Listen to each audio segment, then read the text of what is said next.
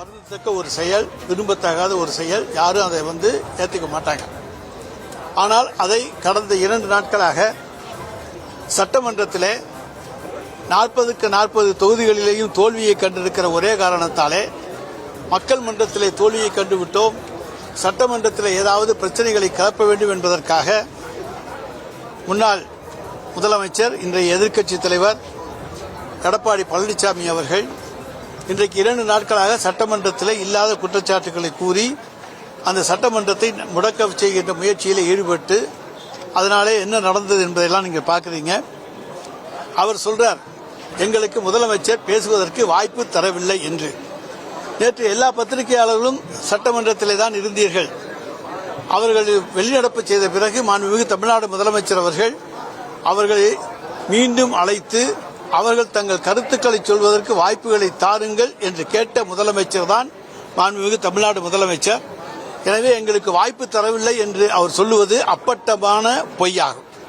அதைப்போல அவர்களை உட்காருங்கள் என்று சொன்ன சட்டப்பேரவை தலைவர் அவர்களும் எதிர்க்கட்சித் தலைவர் எந்த கருத்தையும் சொல்ல விரும்பினால் சொல்லலாம் என்று சொன்னார். காரணம், எப்பொழுதுமே கேள்வி நேரத்தில் யாரும் எந்த பிரச்சனையும் எழுப்புவது கிடையாது. 0 ஹவர்ல தான் பிரச்சனையை பற்றி எழுப்புவார்கள். ஆனால் இவர்கள் வேண்டுமென்றே கேள்வி நேரத்தையே கெடுப்புகின்ற முறையிலே பிரச்சனையை கிளப்பிய போது அவர்கள் எல்லாம் சபாநாயகர் இருக்கையை முற்றுகையிட்ட போது அங்கே சட்டப்பேரவைத் தலைவர் எதிர்க்கட்சித் தலைவர் ஏதாவது பேச விரும்பினால் பேசலாம் என்று கருத்துக்களை சொல்வதற்கு வாய்ப்பை தந்தாரே தவிர அங்கே வாய்ப்பு மறுக்கப்படவில்லை என்பதை தொலைக்காட்சியிலே பார்த்தவர்களுக்கும் தெரியும். இங்கே இருக்கக்கூடிய பத்திரிகையாளர்களாகிய உங்கள் அத்தனை பேருக்கு ஊடகத்துறையை சேர்ந்தவர்களுக்கு தெரியும். எனவே நாங்கள் ஜனநாயகத்துக்கு நம்முடைய மாண்புமிகு தமிழ்நாடு முதலமைச்சர் அவர்கள் எந்த அளவுக்கு மதிப்பு கொடுக்கிறார் என்பது நீங்கள் தெரியும். கடந்த ஆட்சியில் என்ன நடந்துச்சு? நாங்கள் எந்திரிச்சாலே வெளியே தூக்கி போடுற நிலைமை இருந்துச்சு. எங்களை 3 நாட்கள் 1 வாரம் என்று சஸ்பெண்ட் செய்கின்ற நிலைமைகள்லாம் இருந்துச்சு.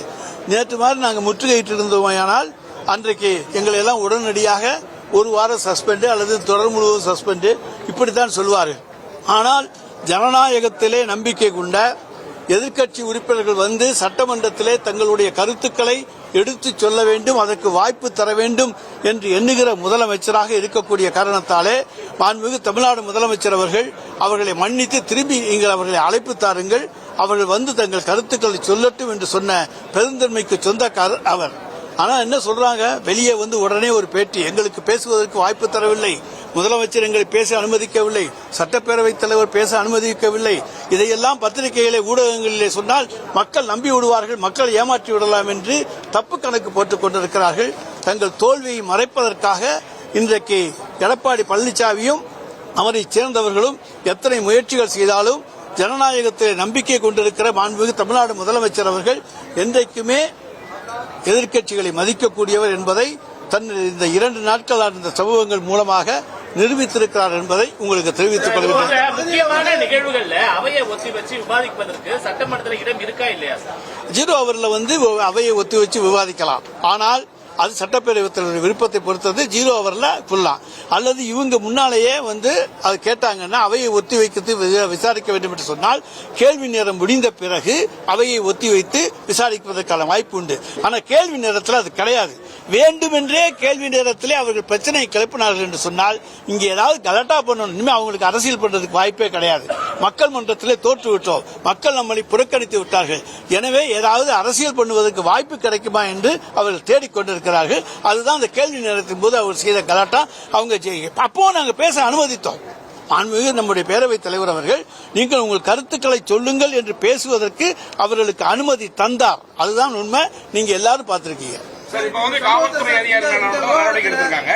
அங்க இருக்கக்கூடிய அந்த பகுதியில் இருக்கக்கூடிய உள்ளாட்சி பிரதிநிதிகள் மற்றும் அந்த வருவாய்த்துறை, அந்த விஓ ஆகட்டும், ஆர்ஐ ஆகட்டும், தாசில்தார்,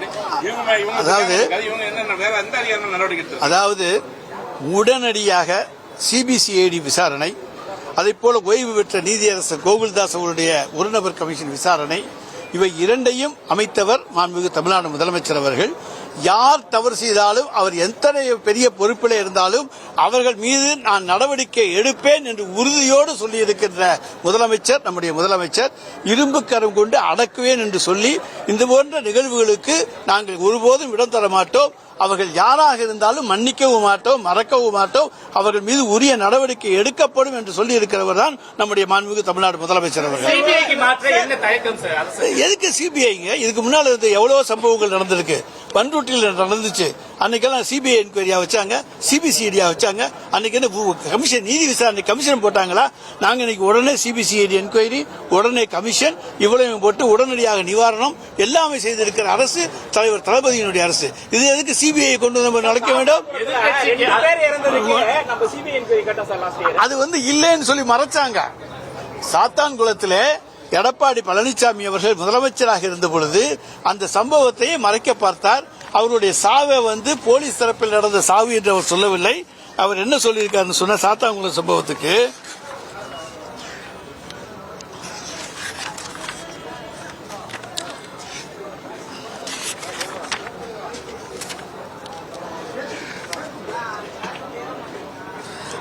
சிபிஐ அதாவது பென்னிக்ஸ் மூச்சு திணறலால் இறந்தார், ஜெயராஜ் உடல்நலம் பாதிக்கப்பட்டு இறந்தார் என்று அறிக்கை விட்டவர் அன்றைய முதலமைச்சர்.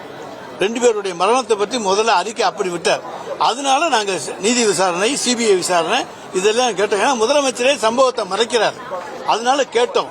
அவர் அடித்து கொலை செய்யப்பட்டார்கள் என்று சொல்லுகின்ற பொழுது அதை அன்றைய முதலமைச்சர் மறைத்த காரணத்தால் சிபிஐ கேட்டோம். நாங்கள் இன்னைக்கு எதையும் மறைக்கலையே, தெளிவு மறைவாக எதுவுமே வெளிப்படையாக நாங்கள் இருக்கின்றோம். எனவே சிபிஐ விசாரணை தேவையில்லை.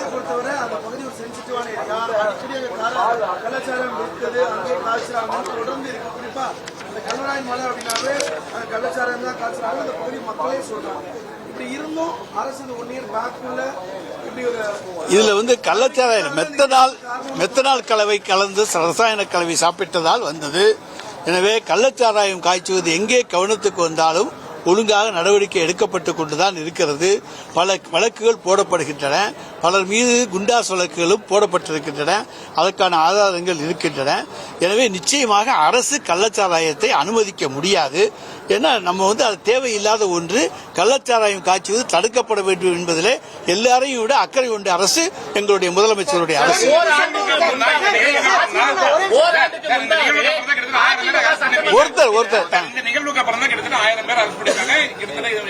தகவல் வருது. ஏன் இத்தனை நாள் அந்த அரசு பண்ணல? இன்னைக்கு எல்லா மாவட்டத்திலையும் வடமண்டலம் சொல்லி ஒவ்வொரு மாவட்டத்திலையும் இத்தனை கள்ளச்சாராய வியாபாரிகள் கைதுன்னு இல்லங்க அப்புறம் வருது. ஏன் இத்தனை நாள் செயல்படாம இருந்தாங்க? அதாவது வியாபாரிகள் என்று தெரிந்து யார் யாரெல்லாம் இப்ப சம்பவத்துக்கு பிறகு தெரிய வருகிறதோ அவர்கள் முன்னாலேயே அவங்க மேல நடவடிக்கை எடுத்திருக்கு. எத்தனை கேஸ் இருக்குன்னு ஒவ்வொரு நீதிமன்றத்திலையும் போய் பாருங்க. எத்தனை குண்டாஸ் அவர்கள் மீது போடப்பட்டிருக்கிறது. குண்டத்தடை சட்டத்தில் அவங்க மேல வழக்கு போடப்பட்டிருக்கு. எதுவுமே மறைக்கப்படவில்லை. ஏன்னா நாங்க மறைக்க வேண்டிய அவசியம் கிடையாது. பல வழக்குகள் இருக்கின்றன. அவற்றின் விவரங்கள் வேண்டும் என்றால் தர்றோம். நிறைய வழக்குகள் போட்டிருக்கு. முன்பாகவே அதிமுக சட்டமன்ற உறுப்பினர் கவன ஈர்ப்பு தீர்மானம் கொண்டு வந்திருக்காரு. அது மேல நடவடிக்கை எடுத்திருந்தா இந்த 50 பேர் மரணத்தை தடுத்திருக்கலாம் அப்படிங்கிறது அதிமுக குற்றச்சாட்டு. சார், கவன ஈர்ப்பு தீர்மானம் அவர் கொடுத்திருக்கிறது. அது பற்றி அவையில நான் பார்த்தா தான் தெரியும். இன்னொன்னு சொல்லுகிறோம், எங்களுடைய கவனத்துக்கு நாங்க யாங்க கள்ளச்சாராயத்தை அனுமதிக்கணும், எங்களுக்கு என்னங்க தேவை, எங்களுடைய முதலமைச்சருக்கு என்ன அவசியம், நாங்க ஏன் கள்ளச்சாராய வியாபாரிகளுக்கு உடந்தையாக இருக்கணும், அதுல எங்களுக்கு எந்த விதமான இதுவும் கிடையாது. நாங்கள் அதை முற்றும் எதிர்க்கின்றவர்கள். எனவே நிச்சயமாக கள்ளச்சாராயம் ஒழிக்கப்பட வேண்டும் என்பதிலே எல்லாரையும் விட அக்கறையுள்ள அரசு மாண்புமிகு தமிழ்நாடு முதலமைச்சருடைய அரசு. எனவே இதுல யாரும் அரசியல் செய்வதற்கு நாங்கள் நிச்சயமாக இடம் கொடுக்க மாட்டோம். இந்த சம்பவம் ஏதோ தெரியாத இடத்துல நடக்கல. ஒரு கோர்ட் பக்கத்துல கவர்மெண்ட் ஆபீஸ் இருக்கிற பக்கம் ஒரு 300 மீட்டர் பக்கத்துல நடந்திருக்கு. ஹார்ட் ஆஃப் த டவுன் நடந்திருக்கு. இப்படி ஒரு சம்பவம் போலீஸ்க்கு தெரியலன்னா இது ஒரு முழுக்க தோல்வி. ஐஜி போலீஸோட ஐஜி என்ன பண்ணுவார்? இங்க இருந்து ஐஜி தோல்வி. சார், உளவுத்துறை அப்பப்ப தகவல் கொடுத்தானுங்க எல்லாரையும் பிடிச்சிக்கிட்டு இருக்கோம். அது அப்புறம் எப்படி தோல்வியாக முடியும்? திடீர்னு கொண்டு வந்ததுல ஏதோ தப்பா கலந்து அவங்க குடிச்சிருக்கிறாங்க. அதனால ஏற்பட்ட விபத்து. அதை நாங்கள் உடனடியாக உரிய நடவடிக்கை எடுத்திருக்கிறோமே தவிர அதை நிரூபித்தால் நாங்கள் எந்த நடவடிக்கைகளும் உட்பட தயார்னு எங்களுடைய சட்டமன்ற உறுப்பினர்கள் சொல்லியிருக்காங்க. 2 பேரை சொன்னாங்க. அவங்க ரெடியா தயாரா இருக்காங்க. அவங்களுக்கு எங்களுக்கு எந்த சம்பந்தமும் கிடையாது. நிரூபித்தால் நாங்கள் பதவியே ராஜினாமா பண்றோம் அவங்க அப்படின்னு சொல்லியிருக்காங்க. இல்லைன்னா அவங்க மேல நாங்க நடவடிக்கை எடுப்போம், நாங்க மான நஷ்ட வழக்கு போடுவோம் என்பதையும் அவர்கள் சொல்லுகிறாங்க. மெத்தனால் மூவ்மெண்ட் சிறுகளுக்கு வருது, ஆலைகளுக்கு வருது, சட்டப்படி வருது. அதுல சிலது எப்படியோ தவறுதலாக வெளியேறி விடுகிறது.